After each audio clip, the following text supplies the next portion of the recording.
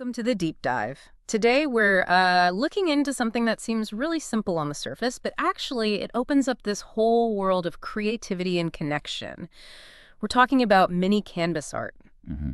So if you've ever thought about, finding an easy way to be creative, maybe even start a little side project, this is definitely for you. Yeah. We're drawing from excerpts of mini canvas art, create and sell handmade treasures.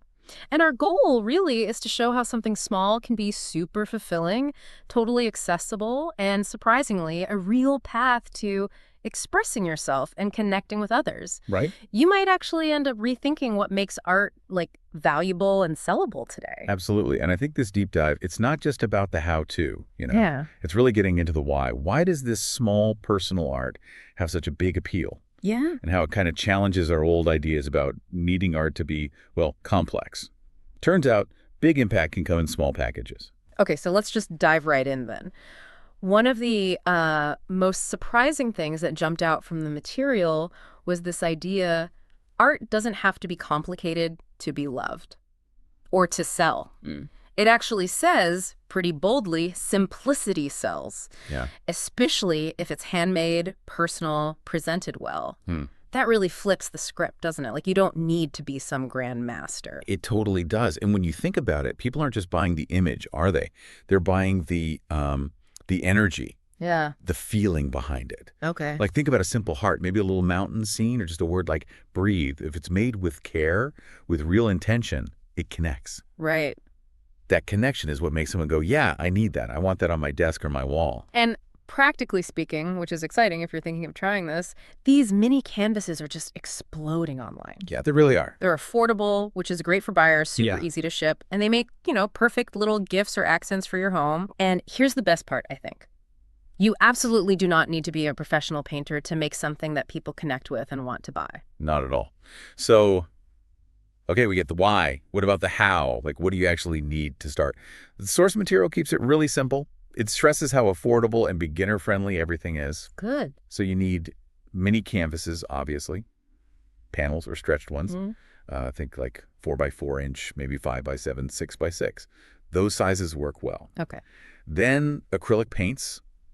They're just perfect, inexpensive, easy to mix, easy to clean up, a set of small brushes, a palette. Seriously, a paper plate is fine to start. Right. A cup for water, paper towels. That's basically it. You can add things like paint pens for details or stencils, masking tape for clean lines, but you don't need them right away. These things, they're everywhere, right? Online, any craft store, you don't need to hunt them down. Exactly. So that barrier to entry is just super low. Even a small starter kit gives you enough to just play around. Play around, experiment, find your style. Yeah. Without spending a fortune.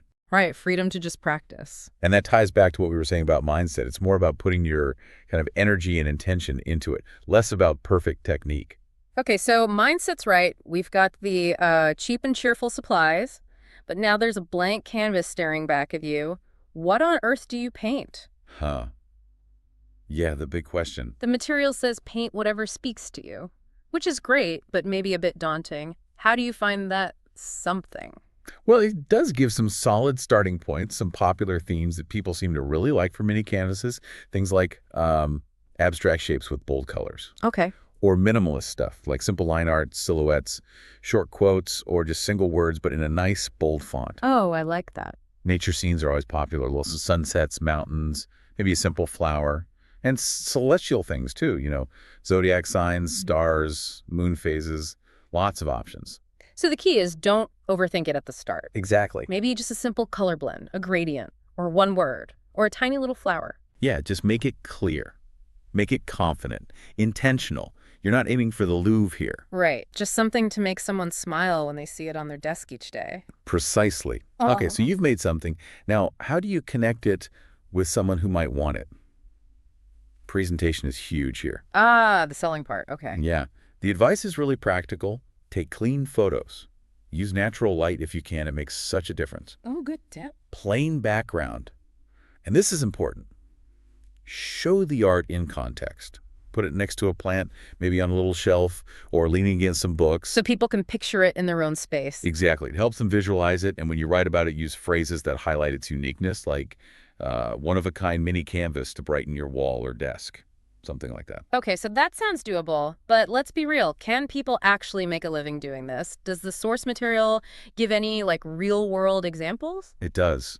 And they're pretty inspiring, actually. There's this story of a woman in Texas started painting little 4x4 canvases on her lunch breaks, just for fun. Yeah. Wow. Now she sells them full-time on Etsy. No way. From lunch breaks? Yep. And another one, a creator in the UK, did these like abstract strokes. They went kind of viral, got picked up by influencers. That's amazing. And you see others gaining huge followings on TikTok, Instagram. People just seem to love that small, thoughtful, handmade vibe. So what's the common thread there? It's not like they had fancy art degrees or expensive studios. Not at all. The source really hammers this home. Hmm. It wasn't about the tools or some elite skill set. It was the courage to just start, and then the consistency to keep putting it out there. Just showing up. Showing up, yeah. That seems to be the game changer. So where do you actually show up? Where do you sell these things? Well, the material mentions the usual suspects: Instagram, Etsy, Facebook Marketplace, even setting up a simple personal website. Okay. It suggests maybe starting with social media first. It's kind of a low-pressure way to test the water, see what resonates. Makes sense. Less commitment than setting up a whole shop right away. Right. And to really connect with people there, you got to post regularly. Show your process. Sometimes people love seeing behind the scenes. Oh, yeah, like a little time-lapse video or something. Exactly. And talk about why you made a piece, what was the inspiration.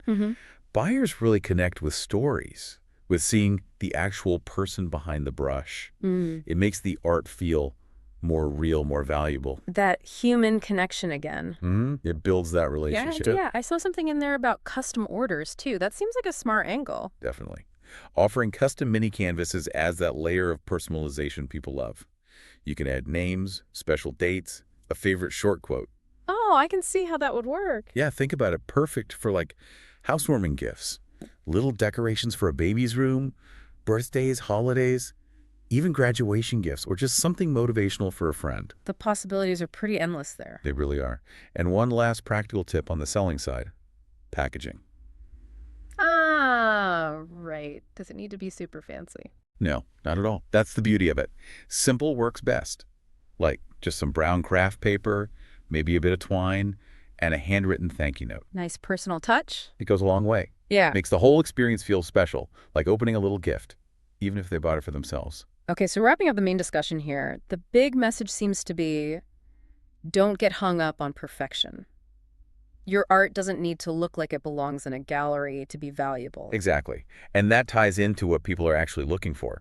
They want art that feels, well, human, Well, personal, honest. right. Those bold strokes, maybe a tiny wobble here or there, that's what makes handmade things feel real. It's that connection, not flawless execution. So bringing it all together for anyone listening, what's the bottom line? Don't wait for perfect. Just begin. I love that. Okay, so this whole deep dive, it really shows how surprisingly easy it is to get into mini canvas art and the potential it has. It kind of redefines what art can be for you. Totally. So to make this really practical, we've got a creative challenge for you this week, straight from the source material. Okay, let's hear it. Ready? Paint one mini canvas. Anything. Doesn't matter what. Just paint one. Step 1. Paint. Got it. Step 2. Take a decent photo of it, natural light, remember. Okay. Step 3, and this is the key part, post it online somewhere, Instagram, Facebook, wherever, and use this specific caption. Just finished this mini canvas art piece. Custom versions available DM if interested. Ooh, specific. I like it. Puts it right out there. Exactly. It's actionable. And that one post, that could genuinely be the start of something really cool for you. Your confidence grows, maybe your audience starts to grow, and maybe most importantly, your own belief in your creativity, your craft, that starts to grow too. Absolutely. It's about taking that first step. So what's next for us? What are we diving into next time? Next time, we're sticking with the handmade theme, but shifting gears slightly. We're going to explore handmade magnets. Magnets. Okay. Yeah. Cute. You can personalize them. Apparently super sellable, especially in little sets. They can really stick. All right. Looking forward to that. Thanks, everyone, for joining us on this deep dive. Keep exploring. Keep creating. Yeah. See you next time. Thanks a lot for listening. Remember, every expert was once a beginner. If this episode gave you even a tiny push to start something, that's a win for both of us. Don't forget to hit like, subscribe, and share it with someone who needs this.